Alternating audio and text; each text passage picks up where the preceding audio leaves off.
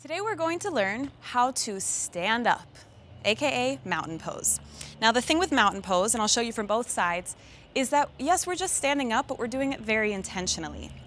You can do it with your feet together, or if you feel a little more stable with feet hip width apart, that's fine too. One way to check hip width apart is to put two fists together and crouch down, see if it fits right in between your feet. So we want to make sure that everything is stacked in one straight line. We all have our tendencies with how we stand up. Sometimes we stand with one leg bent, one hip out to the side. Some of us have a tendency to kind of stand with our hips forward. So see what your tendency is. Maybe wiggle the hips around a little bit.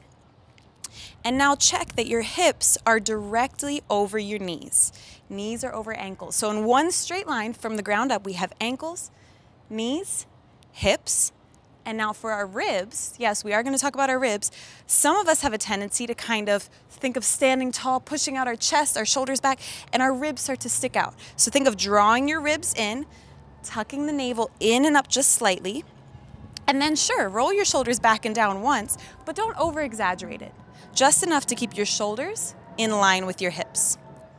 So again, from the ground up, we're in one straight line. Ankles, knees, hips, ribs, and shoulders. And then the last little bit is our head. Imagine that there's an invisible string on the crown of your head pulling you up slightly. You should already feel like you're getting a little bit taller, finding some space as your core reaches up, space in between each vertebrae. And then for your arms, they can turn open to the front of the mat, resting down by your side, but still activated. And this is our mountain pose.